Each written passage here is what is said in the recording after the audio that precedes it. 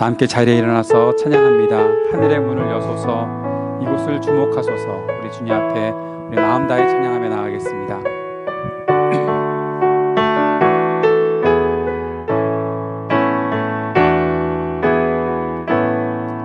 하늘의 문을 여소서, 이곳을 주목하소서.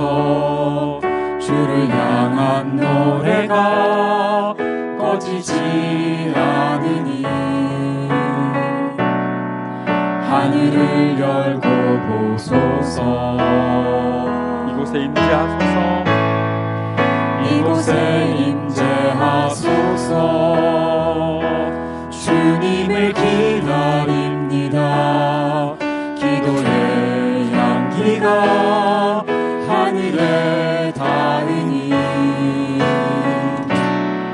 주여 임재하여 주소서.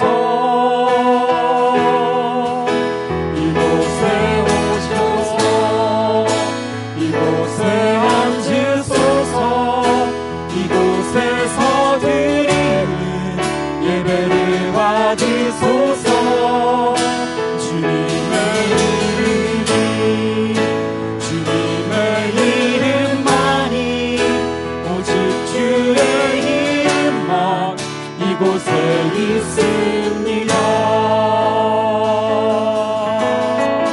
다시 한번 찬양합시다. 하늘의 문을 여소서,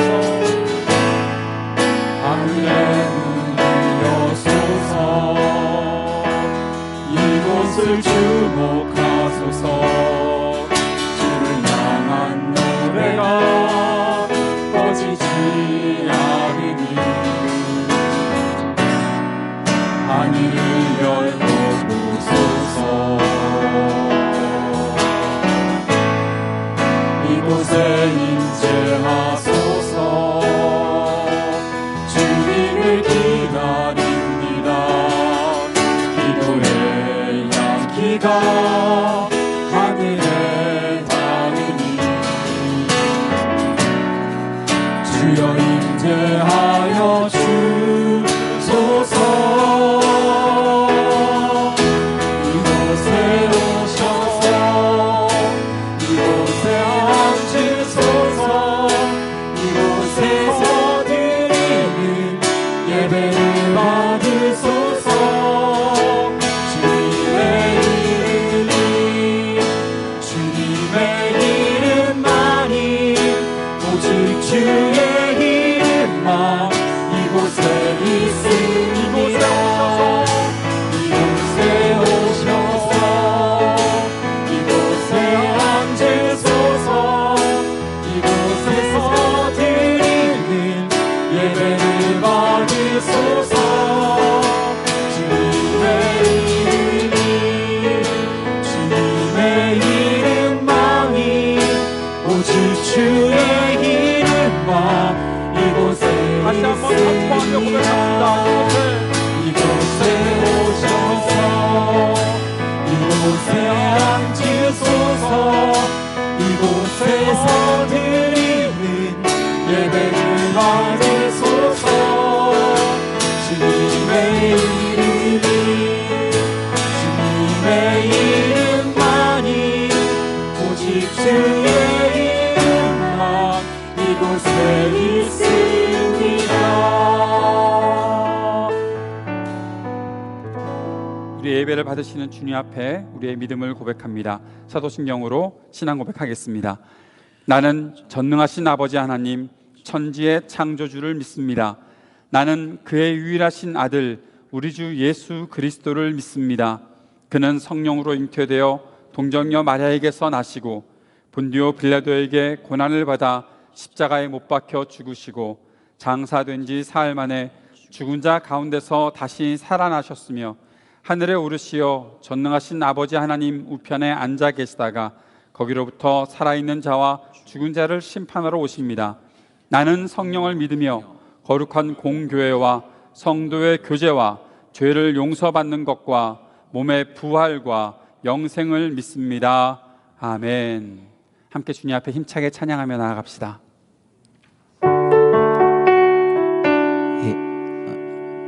다 같이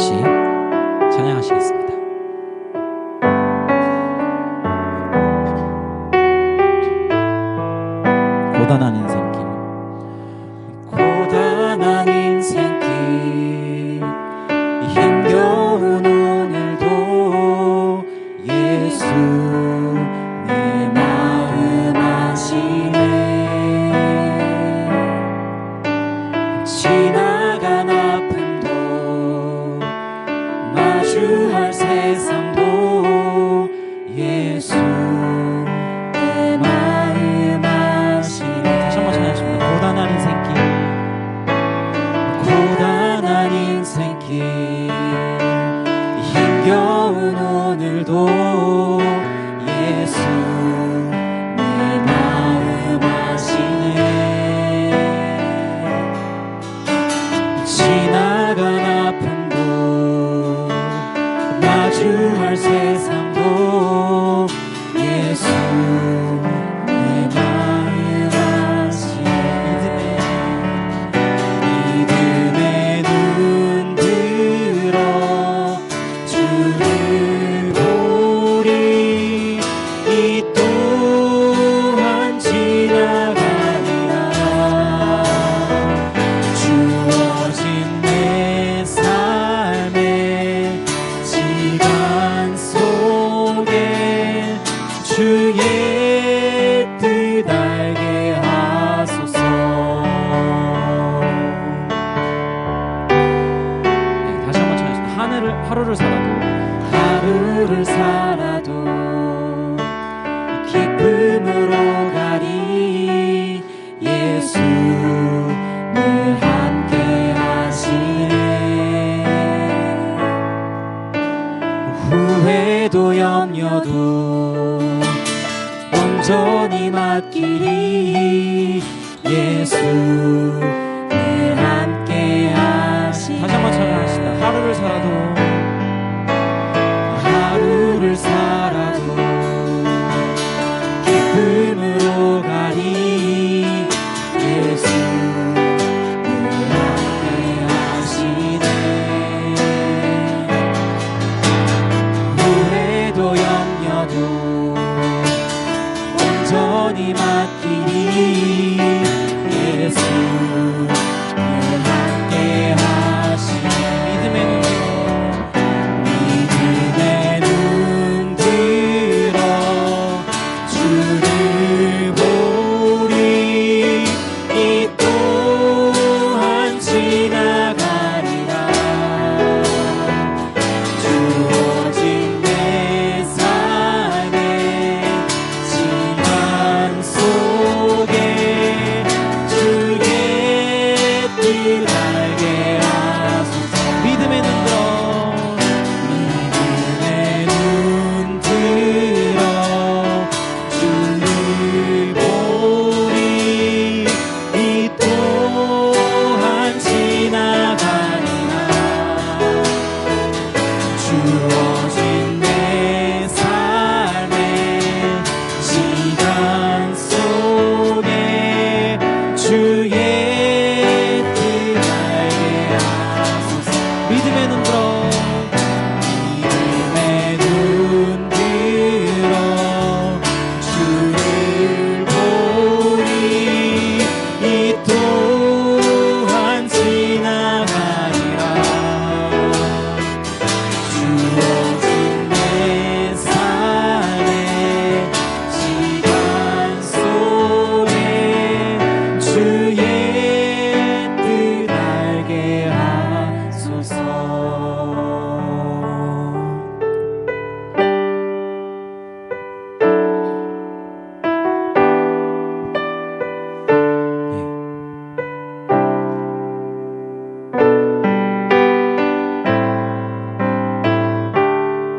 당신은 시간을 뚫고 이 땅 가운데 오셨네. 우리 없는 하늘 원치 않아 우리 삶에 오셨네. 자신의 편한 버리고 우리에게 평안 주셨네. 가장 낮은 자의 모습으로 우리 삶에 오셨네. 다시 한번 찬양합시다. 당신의 당신은 시간을 뚫고 이 땅 가운데 오셨네. 우리 없는 하늘 원치 않아 우리 삶에 오셨네. 자신의 편안 버리고 우리에게 평안 주셨네. 가장 낮은 자의 모습으로 우리 삶에 오셨네.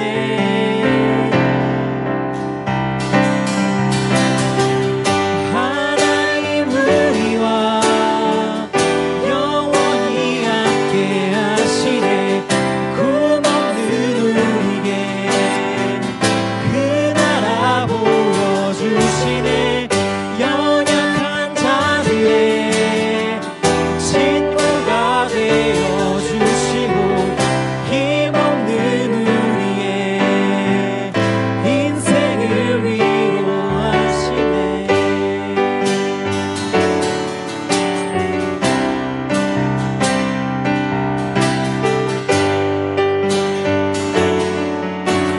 다시 한번 찾아주시다. 당신은 시간을 뚫고 이 땅 가운데 오셨네. 우리 없는 하늘 원치 않아 우리 삶에 오셨네. 자신의 편안 버리고 우리에게 평안 주셨네. 가장 낮은 자의 모습으로 우리 삶에 오셨네.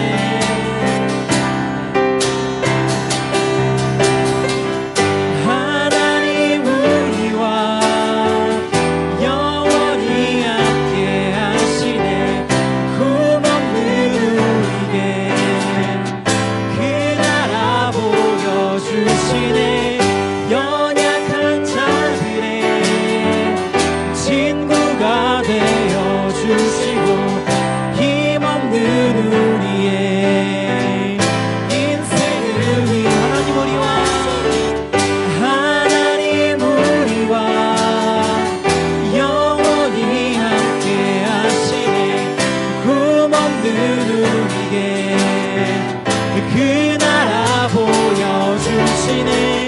연약한 자들의 친구가 되어주시고 힘없는 우리의 인생을 위로하시네.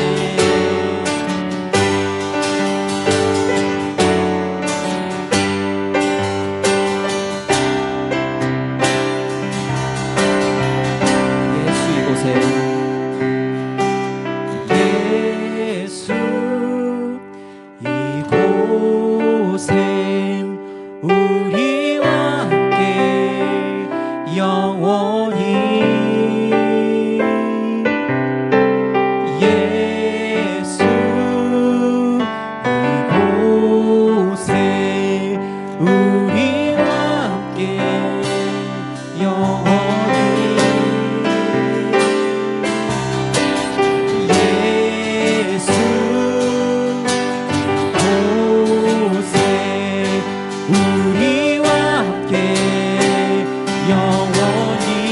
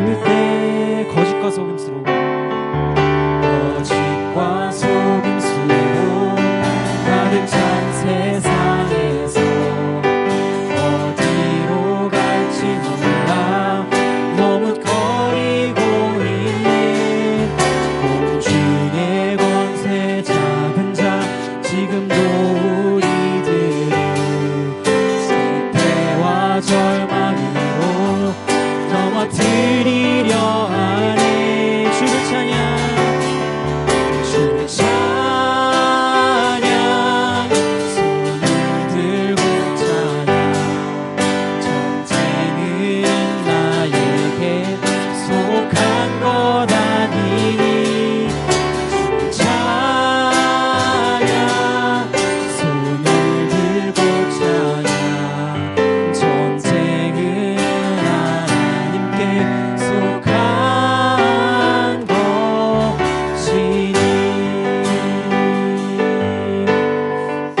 주위를 둘러보면 주위를 둘러보면 아무도 없는데 믿음의 눈을 들면 보이는 분 계시네. 지금도 내 안에서 역사하고 계시니. 사망과 어둠의 권세 물리치신 예수님. 주를 찬양, 주를 찬양, 손을 들고 찬양. 전쟁은 나에게 속한 것 아니니. 주를 찬양, 손을 들고 찬양. 전쟁은 하나님께 속한 것이. 주를 찬양, 주를 찬양, 손을 들고 찬양. 전쟁은 나에게 속한 것 아니니. 주를 찬양, 손을 들고 찬양. 전쟁은 하나님께 속한 것. 마지막 찬양입니다. 주를 찬양, 주를 찬양, 손을 들고 찬양. 전쟁은 나에게 속한 것 아니니. 주를 찬양, 손을 들고 찬양. 전쟁은 하나님께 속한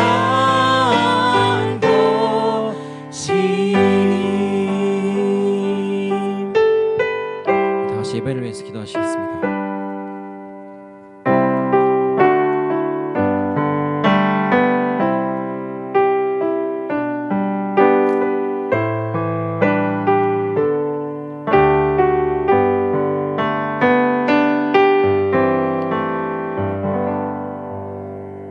거룩하신 아버지 하나님, 우리가 찬양했던 것처럼 참 전쟁과 같은 우리의 인생과 우리의 생활 속에서 언제나 우리를 붙잡아 주시고 우리가 함께해 주시니 오늘도 감사와 찬양으로 사랑으로 주님 앞에 나와 예배합니다. 오늘도 영광의 주님께서 그 거룩하심을 이곳에 드러내시고 함께 예배하는 우리 모두가 한 마음으로 주님을 바라보며 주님을 높일 수 있도록 주님 이 자리에 역사하시고 우리를 주의 길로 인도하여 주옵소서. 이 땅에 살아가면서 우리의 삶이 때로 연약해지기도 하고 자신감 없음으로 이 땅과 타협하려 하는 그러한 모습들을 많이 보였던 것을 주님 앞에 고백하며 이 시간 용서를 구합니다. 주의 은혜와 사랑으로 우리를 감싸 안아주시고 다시 한번 주의 보혈로 우리를 깨끗하게 씻어주사 하나님 앞에 온전히 설 수 있도록 거룩한 하나님의 사람들임을 기억하고 주님 앞에 돌아와 설 수 있도록 우리에게 은총을 베풀어 주시옵소서. 사랑하는 주님, 여름 방학 동안 또 우리의 삶에 때로는 휴식을 구하고 우리의 삶에 다시 한번 재충전할 수 있는 이 시간들을 우리에게 허락하시니 감사합니다. 우리의 마음과 뜻을 다해 주님 앞에 더 가까이 나아가려 노력하며 그 속에서 우리에게 베풀어 주시는 하나님의 뜻과 말씀을 놓치지 않고 우리의 삶의 곳곳에 다시 한번 우리가 정비해야 될 곳, 고쳐야 할 것들을 다시 고치고 새롭게 하며 주님 앞에 나아갈 수 있는 이 계절이 될 수 있도록 우리를 인도하여 주옵소서. 오늘도 예배의 자리에 섭니다. 예배하는 우리 모두에게 한 마음을 허락하시고 또 주님을 더 깊이 사모하는 마음을 허락하여 주옵소서. 우리 주일학교의 어린이들, 또 우리 청소년들, 우리 청년들, 우리 모두가 한 마음으로 주님을 기뻐하는 이 주일이 되도록 인도하여 주옵소서. 오늘 저녁부터는 BBS가 시작합니다. 우리 MPC에서 함께하는 이 BBS를 통해 큰 은혜의 시간들이 이어질 수 있도록 주님 인도하여 주시고, 우리 어린이들의 마음속에 주님을 더 깊이 알아갈 수 있도록 주님 역사하여 주옵소서. 우리의 모든 것 가운데 함께 하시는 주님 바라보고 오늘도 말씀 앞에 바로 서고 주의 뜻을 깨달을 수 있는 거룩한 주일 되도록 우리를 인도해 주실 것을 믿으며 예수님 이름으로 기도드립니다. 아멘.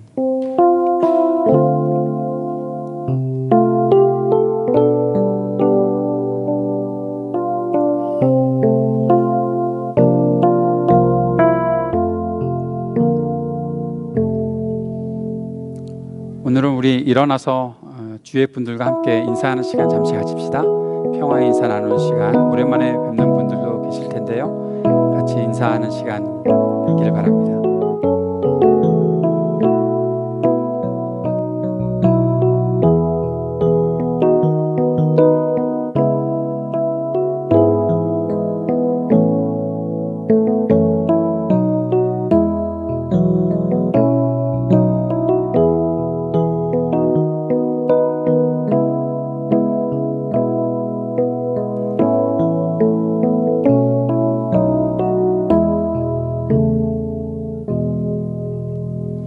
광고 몇 가지 드리겠습니다. 정관 개정위원회, 지난주에 광고했던 것처럼 저희 교회 정관을 새롭게 하기 위해서 누군가 혼자서 맡아서, 카운슬이 다 맡아서 하는 거 아니고요. 우리 교회 교우들이 함께 지혜를 모으고 기도하면서 정관을 새롭게 잘 만들어 갔으면 좋겠습니다. 성인들이면 누구나 참여하실 수 있고요. 집사님 두 분의 추천을 받아서 참가하시면 되겠습니다. 모이시면 그 속에서 일정들을 알려드리고, 또 우리 CRC 헌법 같이 공부하고, 또 기존에 있는 여러 정관들을 한번 참고해 보면서 우리 교회 현실에 가장 잘 맞는 정관들을 만들어 가려고 하니까요. 마음 모아주시고 또 알아서 하세요, 그렇게 하지 마시길 바랍니다. 왜 우리 모두가 하나 하면 카운슬도 정관에 포함되어야 하는 사항들이 분명히 있거든요. 그러니까 우리 모두가 같이 모아야지, 마음을 모아야지. 카운슬에게 맡겨놓으면 카운슬 마음대로 정관을 막 만들어서 할 수도 있다는 사실을 여러분들 잘 아시고요. 좋은 건강한 교회의 정관들을 만들어 갔으면 좋겠습니다. 수련회를 앞두고 C.S. 루이스 읽기를 하려고 하는데, 여러분께 권하는 것은 특별히 순전한 기독교, 미어 크리스티니티와 또 스크루테이프의 편지, 이 두 권은 꼭 읽어보셨으면 좋겠습니다. 꼭 읽으시려면 집에 사놓으셔야 되죠. 이 두 권 정도 집에 사놓으시면 주위의 분들이 여러분의 집에 들어갔다가 이 사람이 그래도 좀 교회 좀 다니는 사람이구나, 그렇게 생각할 수도 있는 그런 책들이니까요. 이 책 두 권은 꼭 한번 읽어보시고 오시면 좋겠고, 그 외에 다른 책들 혹시 관심이 있으시면 저한테 빌려달라고 하시면 제가 빌려드리고 억지로 읽히도록 하겠습니다. 좀 전에 기도했던 대로 BBS 오늘 저녁부터 MPC에서 하는 BBS에 우리를 초대해 주셨고요. 우리 어린애들에게 참 좋은 기회가 될 것 같아요. 이번에 타이틀이 AD 29년, 주후 29년의 마켓플레이스를 이렇게 보는 거예요. 당시 상황들이 어떠했는지 생각해 보면 예수님 오시기 전에 어떻게 사람들이 살았는지를 보는 그러한 배움의 시간이 될 것 같습니다. 저녁 6시부터 8시까지 하게 되고요. 요 장식들이 다 오늘부터 시작되는 BBS를 위해서 만들어 놓은 겁니다. 아이들이 성막에 대한 것도 공부할 수 있을 것 같고, 또 지성소에 대한 것도 공부할 수 있을 것 같고, 이런 것 우리 잘 못 가르쳐 주잖아요.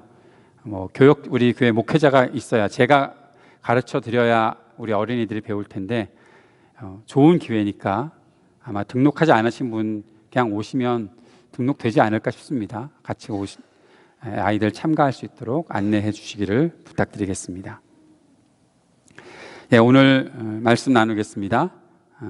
영광의 지식, 영광스러운 지식, 오늘은 6번째 시간이고요. 요한복음 17장 말씀 12절에서 16절까지 말씀 함께 나누고 묵상하도록 하겠습니다. 같이 읽겠습니다. 요한복음 17장 12절에서 16절 시작. 내가 그들과 함께 지내는 동안은 아버지께서 내게 주신 아버지의 이름으로 그들을 지키고 보호하였습니다. 그러므로 그들 가운데서는 한 사람도 잃지 않았습니다. 다만 멸망의 자식만 잃은 것은 성경 말씀을 이루기 위함이었습니다. 이제 나는 아버지께로 갑니다. 내가 세상에서 이것을 아려는 것은 내 기쁨이 그들 속에 차고 넘치게 하려는 것입니다. 나는 그들에게 아버지의 말씀을 주었는데 세상은 그들을 미워하였습니다. 그것은 내가 세상에 속하여 있지 않은 것과 같이 그들도 세상에 속하여 있지 않기 때문입니다. 내가 아버지께 비는 것은 그들을 세상에서 데려가시는 것이 아니라 악한 자에게서 그들을 지켜주시는 것입니다. 내가 세상에 속하지 않은 것과 같이 그들도 세상에 속하지 않았습니다. 아멘. 오늘 본문 말씀으로 그들을 지켜주소서라는 제목으로 함께 말씀을 나누려고 합니다.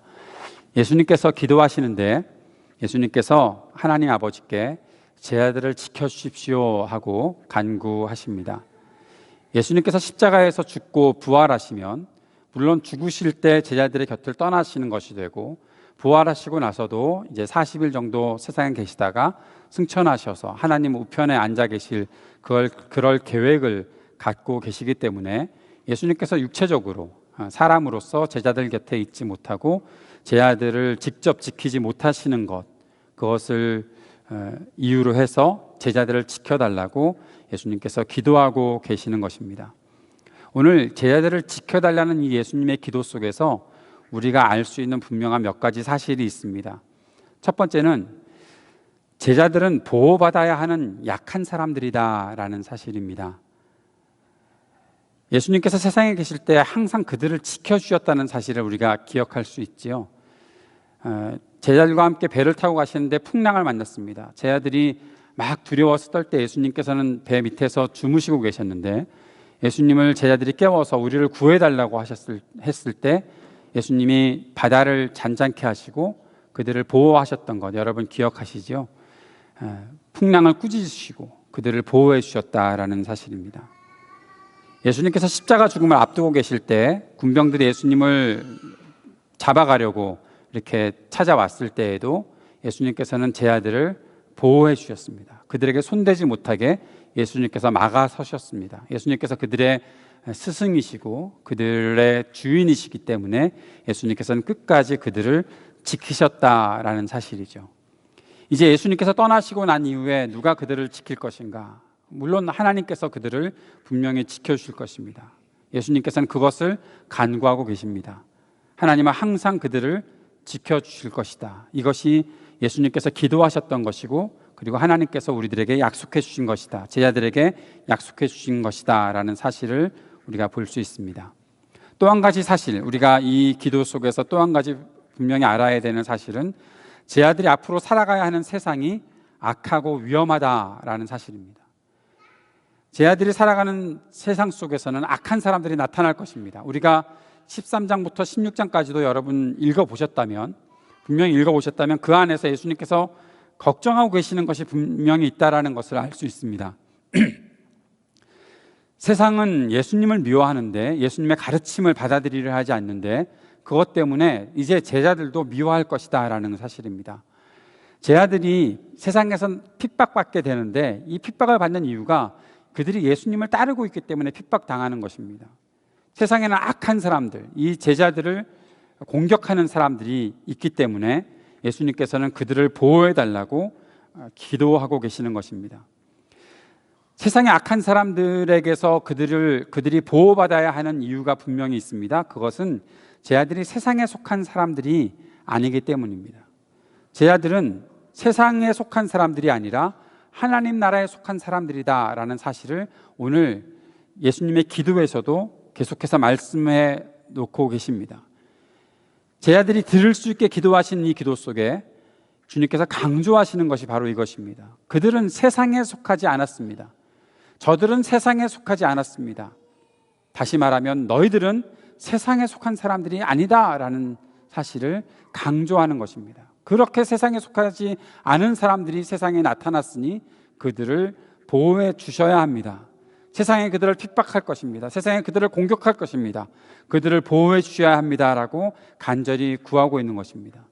그런데 세상에 속한 사람들이 아니면 하나님 아버지께서 그들을 구원하셨을 때, 그들이 예수 그리스도를 믿고 따르겠다고 고백하셨을 때 하늘로 금방 데리고 올라가시면 되잖아요. 그러면 뭐 더 이상 보호해달라고 하실 필요도 없는 것인데 예수님께서는 왜 이런 기도를 하실까요? 왜 그 기도를 하시나 하면 그들이, 제자들이 세상에서 떨어져서 살 사람들이 아니라는 사실이죠. 세상에서 어떤 곳으로, 뭐 좋은 풍경이 있는 산 속으로 그들을 데려다가 그들끼리만 사는 어떠한 공동체를 만들고 살게끔 하시지 않는다라는 겁니다. 제 아들은 세상 속에서 살아야 되는 사람들입니다. 하늘나라에 속한 사람들이, 하나님 나라에 속한 사람들이 지금 현실을 맞닥뜨리는 그 곳이 하늘나라가 아니라 세상이라는 사실입니다.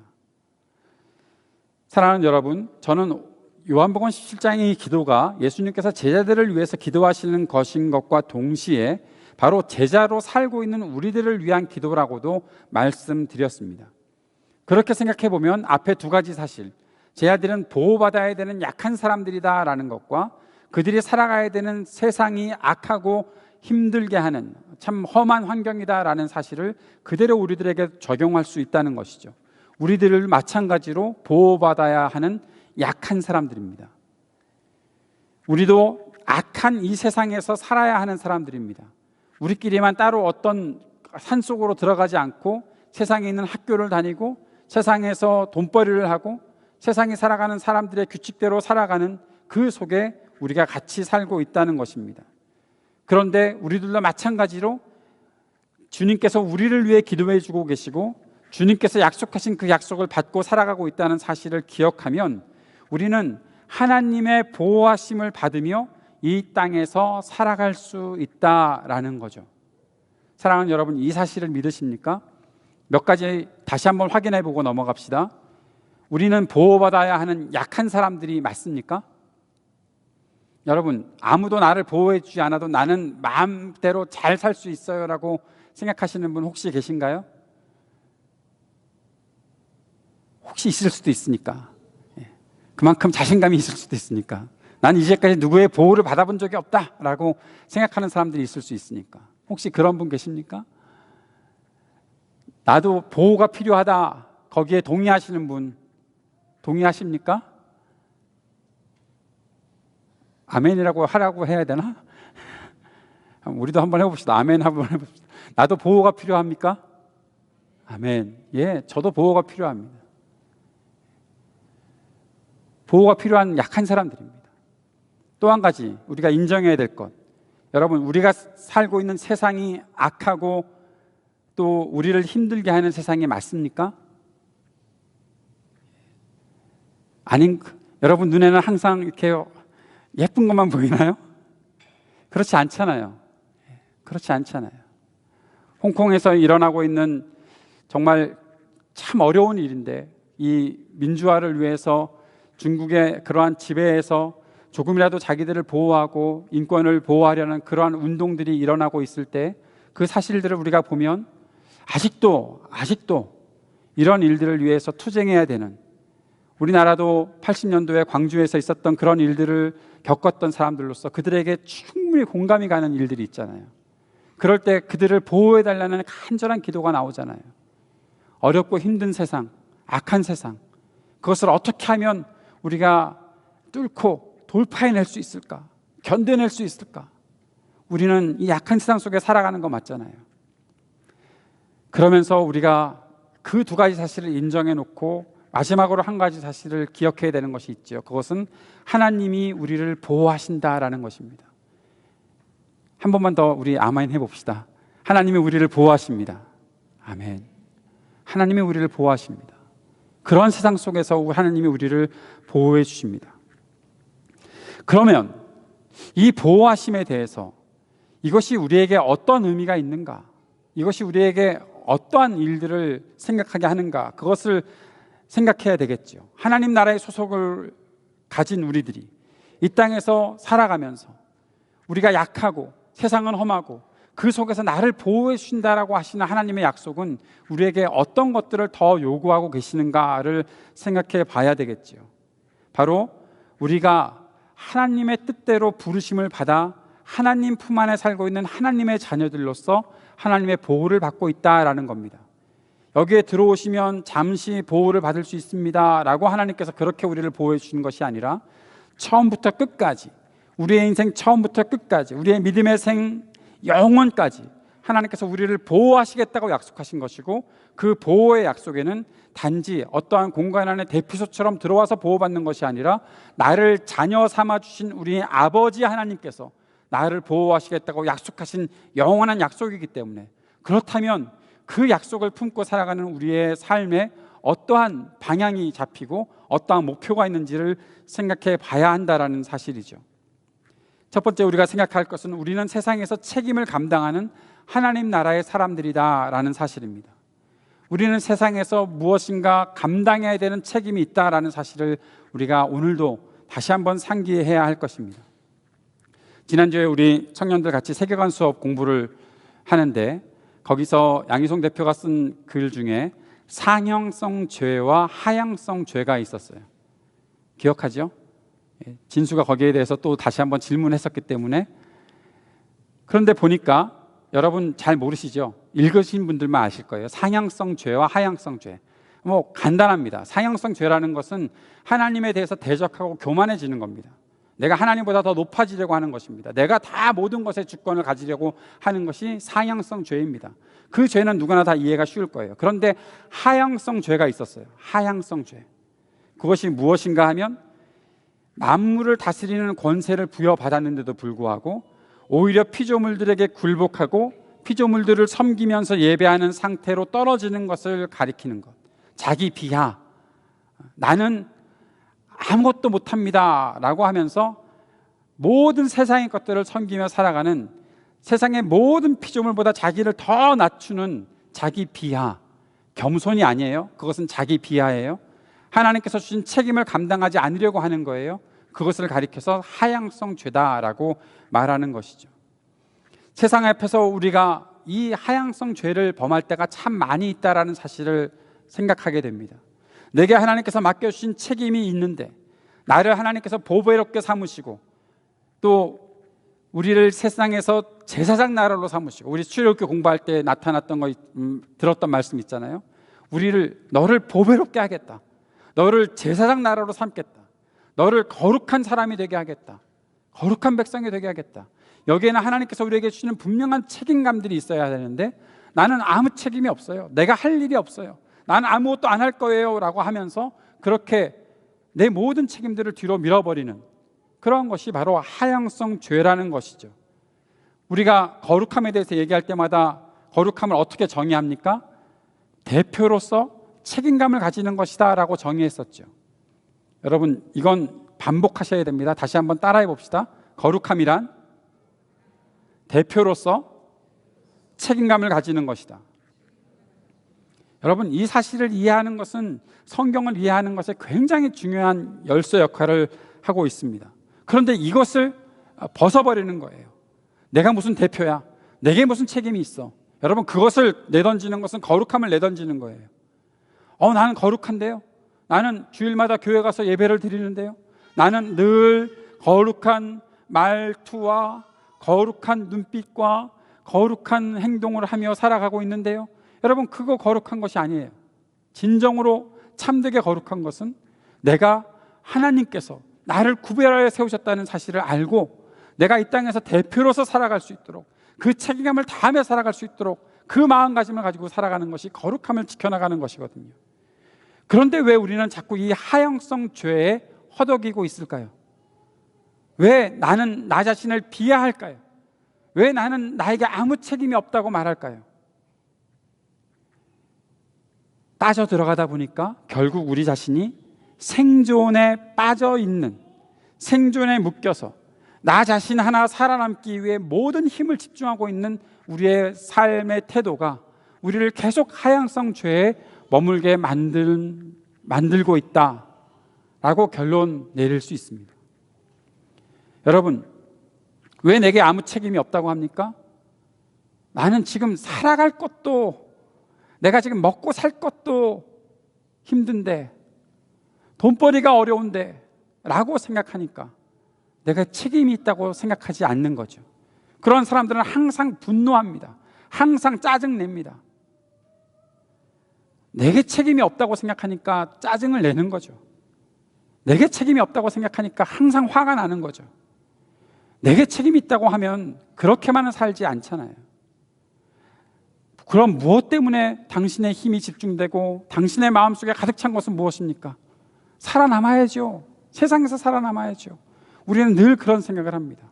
학교에서 살아남아야 하고, 직장에서 살아남아야 하고, 내가 하고 있는 일들에서 살아남아야 하고, 내가 열심히 노력해서 내가 살아남아야 되니까. 여러분, 살아남는다, 생존에 내 모든 것들을 걸고 있는 것은 무엇과 위배됩니까? 하나님께서 나를 보호하신다는 사실을 내가 믿고서 살아가는 것과 위배되지 않습니까? 나를 하나님께서 보호하시겠다고 말씀해 주셨는데, 나의 살아갈 모든 것들을 하나님께서 공급하시겠다고 약속하셨고, 그 속에서 내가 살 수 있는 길을 열어주시겠다고 하나님은 분명히 나에게 말씀하고 계시는데, 내가 내 생존을 위해서만 안타까운 마음을 가지고 그 속에 매여 있다면, 우리 가족 살아가는 것, 내 자녀 살아가는 것, 그 속에만 내 모든 것들을 집중하고 있다면, 내가 돈 한 푼 더 벌기 위해서 살아가는 것에 집중하고 있다면, 결국 내 길을 가로막는 사람들은 다 내 경쟁자고, 그들을 다 물리쳐야 내가 승리할 수 있다, 아니 승리도 아니고 내가 살아남을 수 있다라고 생각한다면, 여러분, 결국 그것이 우리의 삶을 하나님이 보호하시겠다고 약속하신 그 약속에서 더 멀어지게 만드는 것이다 라는 사실이죠. 우리가 이것에서 벗어나야 할 것입니다. 여러분, 믿으십니까? 정말 주님께서 여러분을 지키실 것이라는 사실을 믿으십니까? 항상 나를 지켜주시고 보호하실 것이라는 것을 믿으십니까? 하나님께서 나의 모든 필요를 공급해 주실 것이라는 사실을 믿으십니까? 믿는다면 내가 살아남아야 되겠다는 어떠한 그런 강박관념에서 벗어나야 될 필요가 있지 않을까요? 물론 우리의 삶에서 어려운 것이 현실, 이 어려움이 나에게 현실로 다가오고 있고, 내가 참 많은 것들의 프레셔를 받고 있다라고 말할 수밖에 없는 것이 우리의 현실이지만, 우리가 예수 믿는 것이 무엇입니까? 내가 하나님을 믿는다는 것이 무엇입니까? 기도하는 것은 무엇입니까? 말씀 앞에 살아가는 것은 무엇입니까? 내 이 어려움들이 있지만, 그래서 내가 주님 앞에 간절히 기도할 때 하나님께서 주시는 확신을 가지고 내가 살 수 있습니다. 그래서 그 확신이 있고 하나님의 보호하심에 대한 분명한 약속을 믿는다면, 나는 이제 내가 살아가야 되는 새로운 방향을 향해 나아갈 수 있습니다라고 고백할 수 있는 것이죠. 그것이 무엇일까요? 그것이 바로 생명을 살아가는 것입니다. 어떤 목사님이 그런 말씀하셨습니다. 생명은 생존과는 다르대요. 살아남겠다라고 말하는 것, 그것은 생존이지만 생명은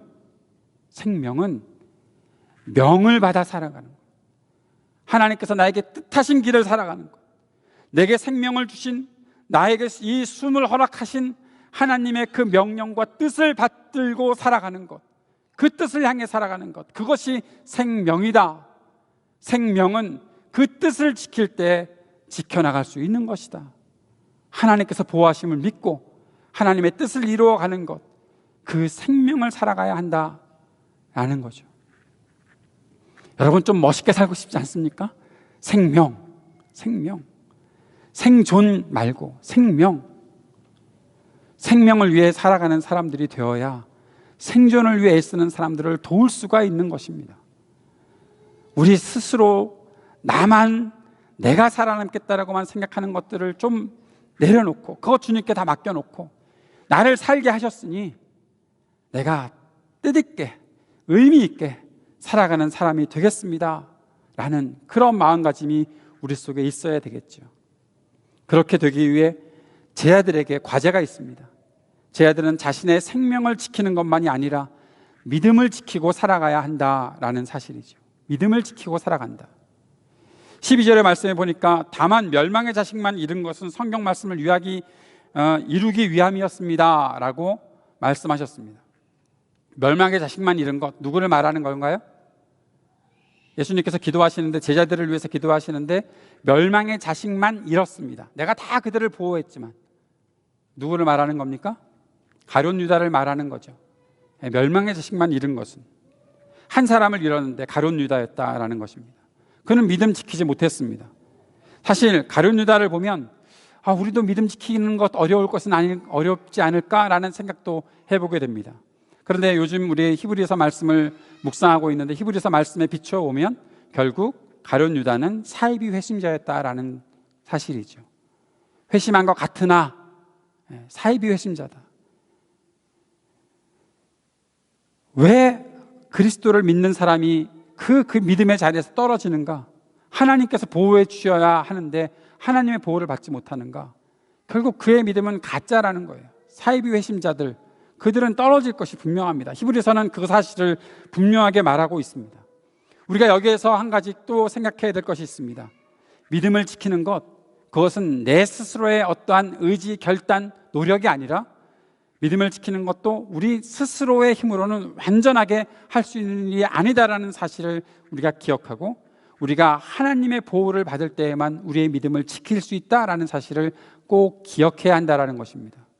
사랑하는 여러분, 믿음을 지키는 것도 우리 주님께서 허락하시고 우리 주님께서 은혜를 베푸실 때 우리는 참되게 믿음을 지키는 삶을 살아갈 수 있다는 것입니다.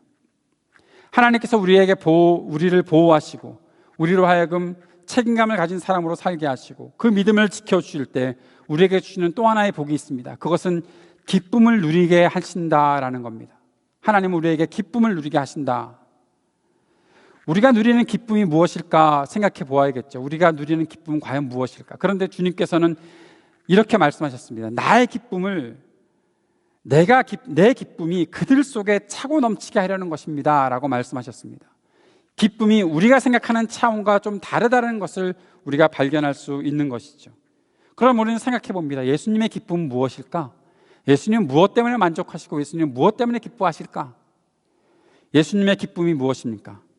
성경에서 여러분 성경을 읽어가면서 예수님이 무엇 때문에 가장 기뻐하셨습니까? 죄인들이 주님께 돌아오는 것이죠. 사람들이 구원의 복음을 듣는 것이죠. 예수님의 기쁨은 사람들이 구원의 복음을 듣는 것이었습니다.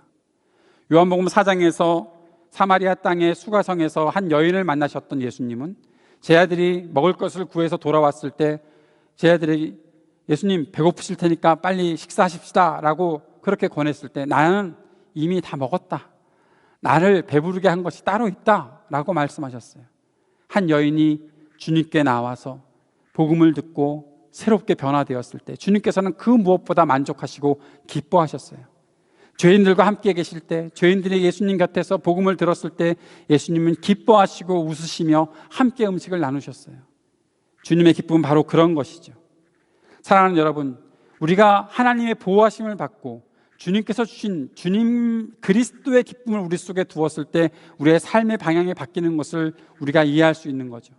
우리의 기쁨도 마찬가지로 예수님께서 기뻐하시는 그 기쁨, 예수님께서 이 땅에 사람들을 구원의 복음을 전하시고 사람들에게 구원의 복음을 전하시고 그들이 주님 앞에 돌아오는 그 기쁨을 누리셨을 때의 그 기쁨을 우리에게 주신다면 우리에게 있어서도 마찬가지로 내가 뭔가 좀 잘해서 내가 뭔가 목표했던 것들이 성취돼서 그것 때문에 기뻐하고 즐거워하는 것이 아니라 하나님께서 바라시는 것이 이루어졌을 때 누군가 주님 앞으로 돌아오게 되었을 때 그것 때문에 기뻐할 수 있는 그 기쁨을 우리가 누릴 수 있다라는 것입니다. 우리의 삶의 태도가 바뀌는 것이죠. 우리의 삶의 방향이 바뀌는 것이죠. 사랑하는 여러분, 이 약속을 품고 살아가는 우리들이 이제 인생이라는 항해에서 아무리 강한 풍랑을 만나더라도 두려워하지 않을 이유가 분명히 있지 않습니까? 우리가 살아가는 이 모든 생활 속에서 하나님께서 나를 보호하실 것을 믿기에 우리가 기뻐할 수 있고 두려워하지 않을 수 있다라는 사실입니다. 하나님께서 우리를 지켜주실 때 우리의 믿음을 지켜나가고 우리의 믿음이 이제는 세상에 영향을 줄 수 있는 그런 믿음으로 바뀌어갈 수 있도록, 그렇게 성숙해 갈 수 있도록 우리의 믿음을 더 강하게 만들어 가야 하는 과제가 우리들에게 있는 것이죠. 사랑하는 여러분, 조금 더 담대하게 살아갑시다. 믿음을 가진 사람들로서 조금 더 담대하게 용기를 가지고 살아가 봅시다. 무모해지자는 말이 아닙니다. 그리스도인답게 살아가는 일에 용기를 내자는 것입니다. 내가 그리스도인답게 살아가는 일에 내 힘과 내 모든 집중을 다할 수 있는 그런 사람들이 되어보자라는 것입니다. 그리스도인이 아닌 사람들이 그리스도인인 척하면서 그리스도를 욕보이는 그런 세상에서 진짜 그리스도인들로 참된 영향력을 발휘할 수 있는 하나님의 사람들이 될 수 있도록 조금 더 용기를 내봅시다. 고난이 있더라도, 어려움이 있더라도 두려워하지 말고, 십자가가 내 앞에 있더라도 십자가를 두려워하지 말고, 이미 그 고난과 십자가와 죽음을 다 이겨내시고 부활하신 우리 그리스도를 따라가는 우리들이 될 수 있도록 우리 다시 한번 변화된 삶을 살아가 보았으면 좋겠습니다. 지난주 목요일에 묵상했던 히브리서 말씀 속에 이런 말씀이 있었어요. 하나님께서 아브라함에게 복을 줄 것을 맹세하셨다라고 얘기했고, 예수 그리스도께서는 앞서서 달려가셨다라는 그런 말씀이 있었어요. 못 읽어보신 분들을 위해서 한번 읽어보겠습니다. 히브리서 6장 13절 다 같이 읽읍시다. 시작. 하나님께서는 아브라함에게 약속하실 때 자기보다 더 큰 분이 계시지 아니하므로 자기를 두고 맹세하시고서. 히브리서 6장 20절 시작. 예수께서는 앞서서 달려가신 분으로서 우리를 위하여 거기에 들어가셔서. 사랑하는 여러분, 하나님께서 왜 맹세하시고 예수님께서 왜 달리시기까지 하십니까? 저는 그래서 생각해 놓은 목회서신의 제목이 하나 있습니다. 아마 다음 주에 나올 것 같은데, 오버하시는 하나님. 하나님 너무 오버하지 마세요. 안 달리셔도 돼요. 맹세까지 안 하셔도 돼요. 우리는 그렇게 말하고 싶을 거예요. 이 말씀을 읽으면서 저는 그런 생각을 해봤어요. 하나님이 이만큼 하시는 것에 비해서 나를 보면 나는 너무 작게 살고 있는 거예요. 하나님은 맹세 안 하셔도 되잖아요. 말씀하시는 거 다 이루시잖아요. 그런데 뭐 맹세까지 하십니까? 복 주겠다고, 우리를 지키시겠다는 이 약속의 말씀들도 하나님께서는 맹세하셨을 거예요. 예수 그리스도의 그 기도를 들으셨던 아버지 하나님께서는 분명히 지켜줄 거야 라고 그렇게 맹세하셨을 거예요. 왜 그런 맹세까지 하세요? 앞서서 지성소로, 여기가 지성소 같은데 지성소로 달려 들어가셨다. 그냥 들어가셔도 되는데 뭐 달려서 들어가시기까지 하시나? 왜? 그런데 나는 뭐 하는가? 하나님께서는 급하신데. 선교지에 다니는 어떤 목사님이 그런 말씀하신 적이 있어요. 하나님은 급하신가 보대요. 하나님이 우리보다 하시는 일이 너무 많으시대요. 우리가 하나님 따라가려면 너무 멀은 거예요. 하나님은 우리를 지키시고 우리에게 복을 주시려고 온갖 것들을 다 해놓으셨어요. 지금도 하고 계세요. 우리 뭐 하고 있어요? 우리를 지키시겠다는 하나님의 약속은 견고해요. 무너지지 않아요. 너무나 강력한 약속이에요. 그런데 우리는 그 앞에서 뭐 하고 살고 있어요? 하나님 너무 오버하시는 거 아니에요? 라고 말하고 싶은 것이 제 마음이에요. 여러분은 어떠세요? 여러분은 저보다 조금 나으신가요? 사랑하는 여러분, 우리가 보호받을 것은 확실한 일입니다. 하나님께서 약속하셨기 때문입니다. 하나님이 우리를 위해서 하신 일들은 너무나도 많이 있습니다. 우리에게 그 놀라운 세상들을 누리게 하실 것들은, 그 영역은 이 땅에 우리가 계산해 볼 수 없을 만큼 크고 넓습니다. 우리 너무 주눅들어 살지 말고, 너무 두려워하면서 뭐라고 표현해야 되나, 이 어울리는 표현을 제가 거룩한 표현을 찾지 못해서 이 말 하나 찾아냈는데, 이 쫌생이 같은, 밴댕이 속 같은 우리의 이 뭐 안절부절 못하는 그런 우리 모습들, 이제는 좀 청산하고 하나님께서 일하시는 것만큼, 뭐 그거 다 채울 수는 없겠지만 그 안에서 조금 더 놀아봐야 되지 않을까요? 우리가 할 일이 있습니다. 사랑하는 여러분, 우리가 할 일은 하나님께서 우리를 보호하실 것을 믿고 담대하게 믿음을 지키고 선한 영향력을 나타내야 할 책임을 다하는 것입니다. 사랑하는 여러분, 구원의 복음이 증거되는 그 자리, 우리의 삶의 자리에서 하나님의 보호하심을 믿고 믿음을 더욱더 견고히 지키고 살아갑시다. 그리스도께서 이 땅에 참된 영광으로 이 땅을 다스리시도록, 바로 우리를 통해서 그 다스리심을 나타내시도록 세상과는 구별된, 생존과는 구별된 생명과 선한 영향력으로 그것을 드러내며 살아가 봅시다. 일주일 동안 한순간이라도 그렇게 내가 주님을 바라볼 수 있는 그런 마음 자세로, 삶의 태도로 우리가 살아갈 수 있게 되기를 바랍니다. 이 땅에서 하나님의 보호하심을 누리고 당당하게 살아가는 저와 여러분 될 수 있기를 주의 이름으로 축복합니다. 기도하겠습니다. 우리를 지키시고 우리를 끝까지 보호하시겠다는 하나님의 약속을 믿고 당당하게, 담대하게 책임을 다하며 살아가는 하나님의 사람들 될 수 있도록 우리를 인도하여 주옵소서. 예수님 이름으로 기도드립니다. 아멘. 지난주에 우리 같이 배웠던 찬송이죠. 선한 힘에 대하여 이 찬송 같이 우리 드리면서 주님 앞에 예물 드리겠습니다.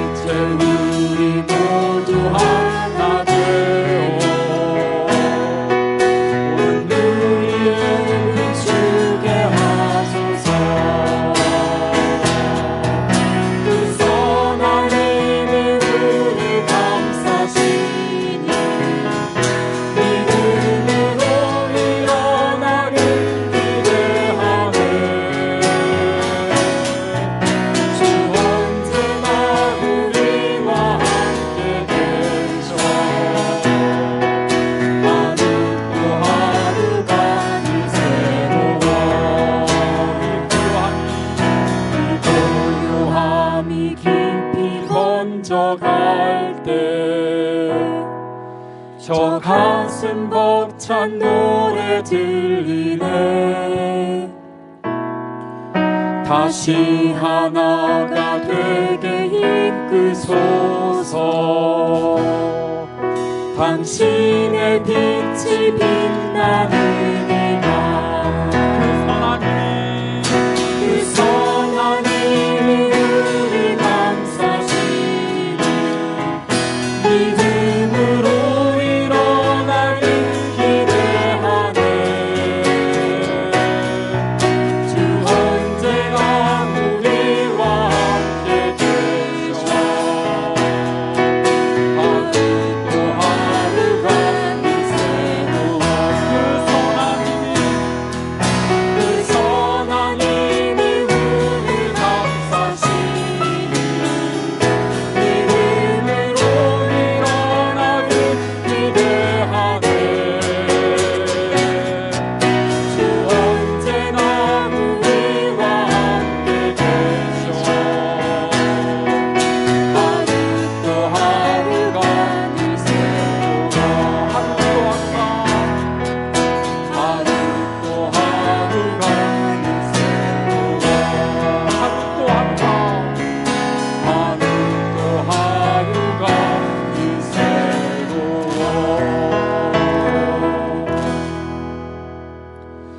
우리가 이 시간에 두 가지의 기도의 제목을 가지고서 기도하기 원합니다. IT를 위해서 기도합시다. 지난주에 성경 헌신 주일에도 기도했지만 다시 한번 IT를 위해 기도합시다. IT 땅에 주의 복음을 들고 믿는 사람들, 주님께 돌아오는 사람들을 위해 애쓰고 계신 우리 선교사님과 모든 사역자들을 보호하여 주시고 또 그들의 모든 것 속에 하나님의 기쁨이 임하게 하여 주옵소서 간절히 기도했으면 좋겠습니다. 이 시간 홍콩을 위해서도 기도합시다.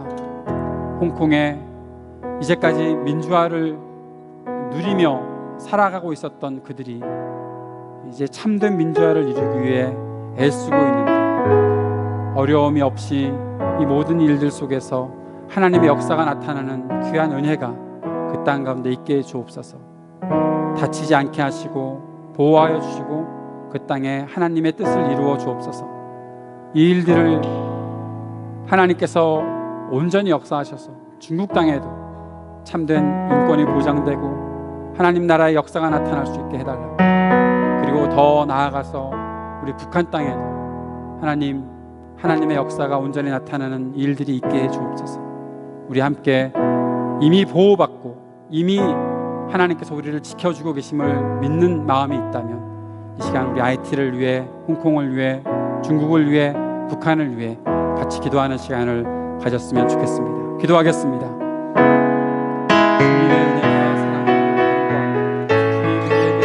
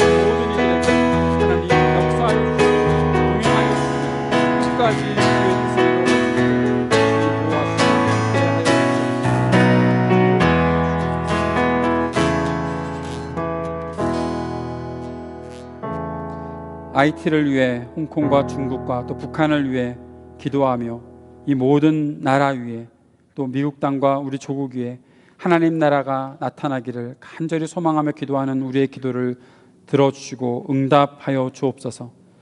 평화를 위해 애쓰는 모든 이들의 노력이 헛되지 않도록 주님 늘 그들과 동행하여 주시고 하나님 나라의 평화가 이 땅 가운데 온전히 임하도록 역사하여 주옵소서. 그 일들을 위해 우리도 함께 마음을 모으고 구체적으로 주님께서 우리에게 맡겨주시는 일들의 책임을 다해 나가는 주의 백성들 될 수 있도록 인도하여 주시옵소서. 오늘도 주님 앞에 드린 모든 예물들이 주의 나라를 위해 온전히 사용될 수 있게 역사하시고 예물만이 아니라 우리의 인생이 주의 손 안에서 온전히 사용될 수 있도록 주님 함께하여 주옵소서. 주님께서 우리에게 복을 주시고 우리를 지켜주시며 주님께서 우리를 밝은 얼굴로 대하시고 우리에게 은혜를 베푸시며 주님께서 우리를 고이 보시어서 우리에게 평화를 주시기를 주 예수 그리스도의 이름으로 축복합니다. 아멘.